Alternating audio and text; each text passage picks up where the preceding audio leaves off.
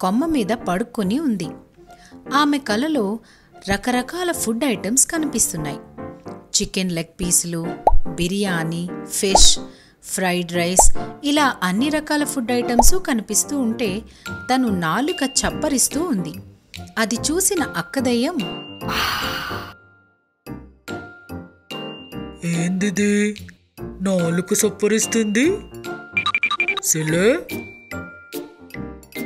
ఆ చెట్టు కొమ్మ పట్టుకుని గట్టిగా ఊపింది. ఒక్క ఊపుకి కింద పడ్డ చెల్లిదయ్యం, అమ్మా నడు పెరిగిందిరా బాబు. చుట్టూ చూసి, నా కోడి కాలేది, నా బిర్యానీ, ఇవన్నీ ఎటుపోయినాయి? ఏం వెతుకుతున్నావే? కోడికాలక్క. కోడికాలో? దయ్యం మొకందానా, కోడికాలు తింటున్నట్టు కలలు కంటున్నావా ఏంది? ఇదంతా కలనా? అన్నీ తినబుద్ధి కాబట్టే. మన దగ్గర అయితే పైసలు లేవా? ఎవరన్నారు పైసలు లేవని? ఉన్నాయా? మొన్నగా మనోజ్ గానికి ఇచ్చేటప్పుడు 4 కట్టలు వెనక్కి పెట్టినా. పదా, వాటితోనే మనకి కావాల్సినవన్నీ కొనుక్కొని వండుకుందాం.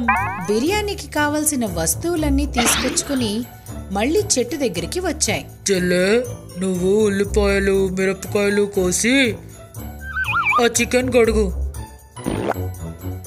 సరే అక్క. అక్కదయ్యం 3 పెద్దరాళ్లు తెచ్చి పొయ్య చేసింది. ఆ పొయ్య మీద 100 మందికి వండేంత పాత్ర పెట్టింది.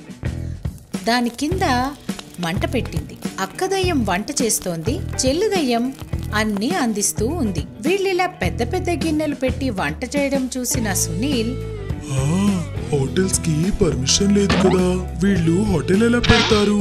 సీఎం మాటనే లెక్క చేయరా వీళ్ళు? చెప్తా వీళ్ళ సంగతి. హలో,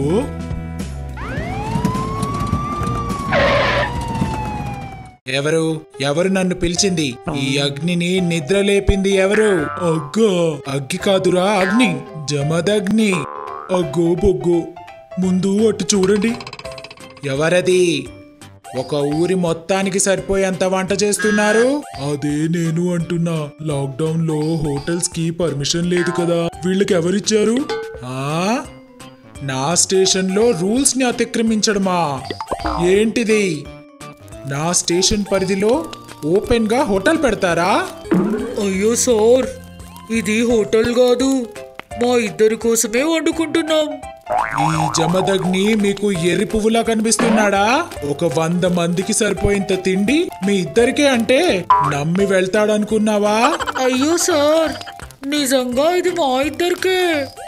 నేను నమ్మను. ఇగో సార్, ఈ నమ్మలేని నిజాలు మనకెందుకు గాని, ఆ తిండి నిజంగా వాళ్ళిద్దరికీ అయితే మన ముందు తిని చూపించమనండి. Intelligent boy. కమాన్, ఆ తిండి నిజంగా మీదే అయితే మా ముందే తిని చూపించండి. 2 దయ్యాలు సరే అని ఆ తిండంతా ముందు పెట్టుకుని చూస్తూ ఉండగానే మొత్తం తినేశాయి. వాళ్ళు తినడం చూసి అందరూ షాక్ అయిపోయారు. ఇప్పుడు నమ్ముతారా? నమ్ముతాను, మీరు మామూలు వాళ్ళు కాదు, బకాసురుడికి బంధువులు. వస్తాను. వెళ్ళిరండి సార్. నువ్వు కూడా రారా? నేనెందుకు సార్? రారా, స్టేషన్ లో మంచి బిర్యానీ పెట్టిస్తా.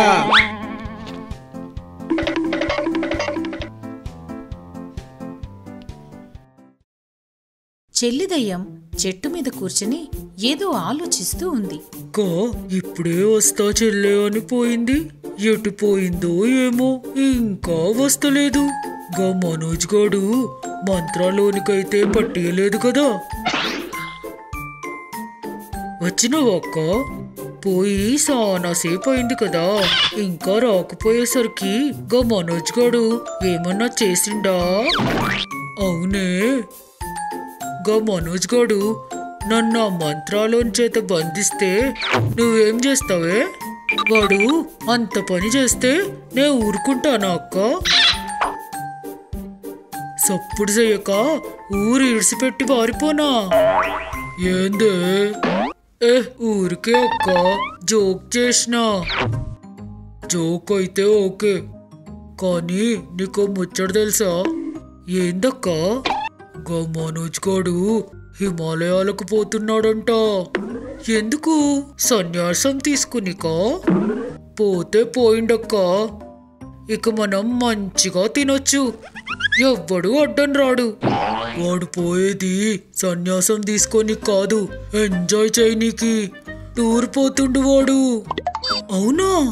మనం కూడా పోయి వాడి టూర్ అంతా చెడగొడదాం. అంతే అంటావా? అంతే అక్క, పోదాంపా. ఇద్దరూ అక్కడి నుంచి హిమాలయాలకు వచ్చారు. హిమాలయాల్లో మనోజ్ కోసం వెతుకుతూ ఉన్నారు. వీళ్ళున్న చోటుకే చైనా అధ్యక్షుడు కూడా విహారయాత్రకు వచ్చాడు.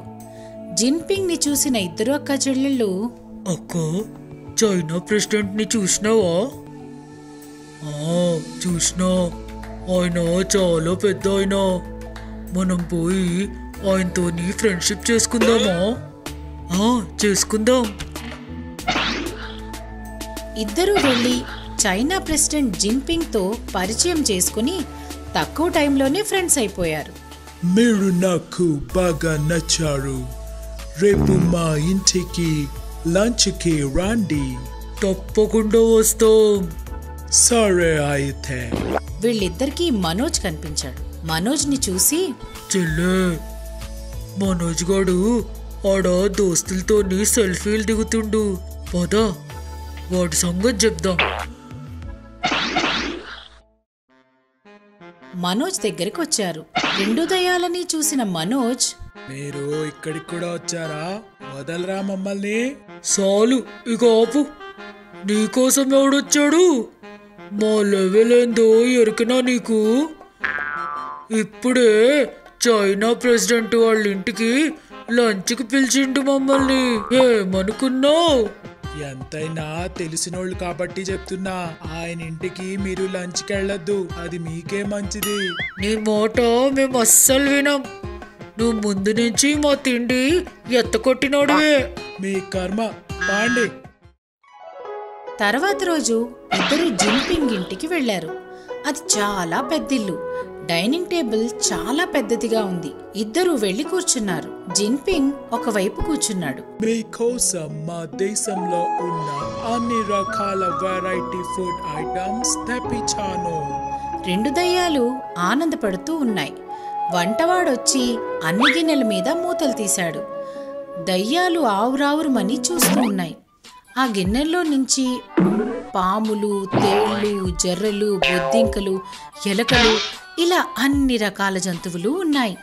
అవి చూసి రెండు దయ్యాలు ఆశ్చర్యపోయాయి. తినండి. ఒక ఎలకని ఫోర్క్తో గుచ్చి అలాగే నోట్లో పెట్టుకున్నాడు. అది చూసి రెండు దయ్యాలు అవక్కైపోయాయి. అతనలా అన్నీ పచ్చివే తింటున్నాడు. రెండు దయ్యాలు ఒకరి మొహాలొకటి చూసుకుని, అక్క, మనోజ్ గాడు ఎందుకు లంచ్కి పోవద్దన్నాడు?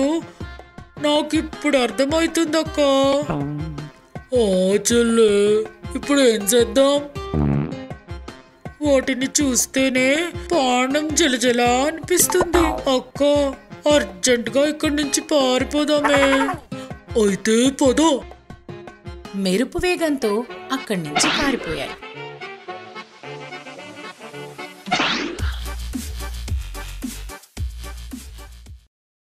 చెల్లిదయ్యం ఒక హోటల్లో కూర్చొనుంది.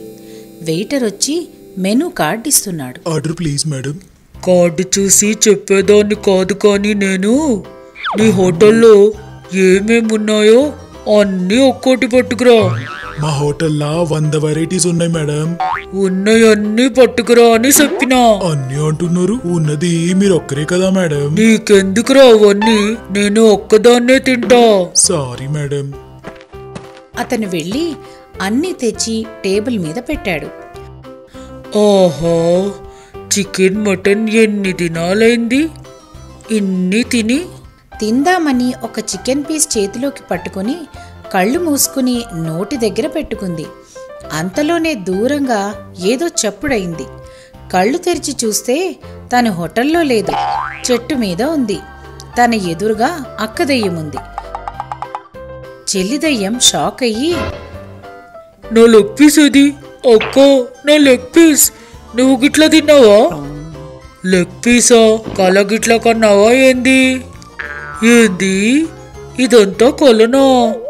అబ్బా ఎంత మంచి కలక్క! ఇట్లా కలలు కొనుడేనా ఏమైనా తినుడుందా? అక్క మస్తు ఆకలైతుంది, పద అలా ఊర్లో తిరిగి ఏమన్నా దొరుకుతుందేమో చూద్దాం. ఇద్దరు గాల్లో ఎగురుకుంటూ తిరుగుతూ ఉన్నారు. అలా తిరుగుతూ ఉండగా ఒక పెద్ద ఇంటి నుంచి మంచి మంచి వంటకాల వాసన వస్తుంది. ఆ వాసన వీళ్ల ముక్కులకు తాకగానే, చెల్లే ఏమైనా వస్తుందా వాసన? అవోక చూస్తుంటే విందు భోజనాల లెక్కనే ఉన్నది. లేట్ ఎందుకు, పద మరి. ఇద్దరూ ఆ ఇంట్లోకి వెళ్ళారు. వంటగదిలోకి వెళ్ళి చూసి షాక్ అయ్యారు. అక్కడ చాలా రకాల ఫుడ్ ఐటమ్స్ ఉన్నాయి. వాటిని చూసి చెల్లిదయ్యం, అక్క ఇవాళ మన నోటికి పండుగే పండుగ. చూసినావా ఎన్ని రకాల ఫుడ్ ఉందో? చూస్తుంటేనే సగం కడుపు నిండిపోతుంది. ఇద్దరూ ఆ ఫుడ్ అంతా చూస్తుండగానే తినేశారు.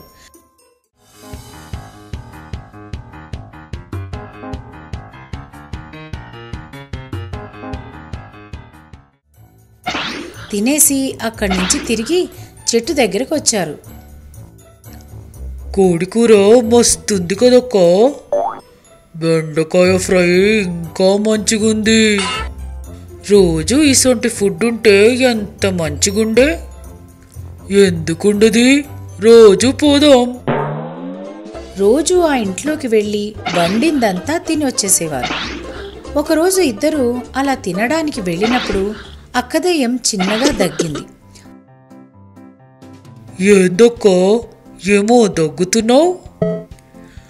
ఏమోనే, రాత్రి నుంచి జ్వరం జ్వరం కొడుతుంది, దగ్గొస్తుంది. నీకు కూడా దగ్గొస్తుందా? ఇప్పుడే స్టార్ట్ అయిందక్క.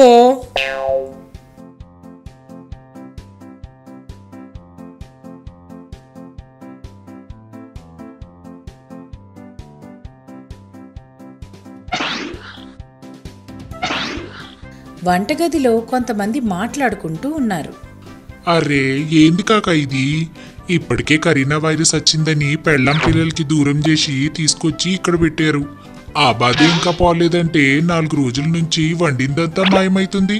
ఏం కావచ్చు? ఏమో కాగా, అది అర్థమైతలేదు. వీళ్ళ మాటలు విని 2 దయ్యాలు షాక్ అయిపోయాయి. చెల్లె వీళ్ళు కత్తిరిన పేషెంట్స్ అంటేనే, వాళ్ళు వండింది ఇన్ని రోజులు మనం తిన్నామా? అక్క మనకి కూడా వైరస్ వచ్చినట్టుందే.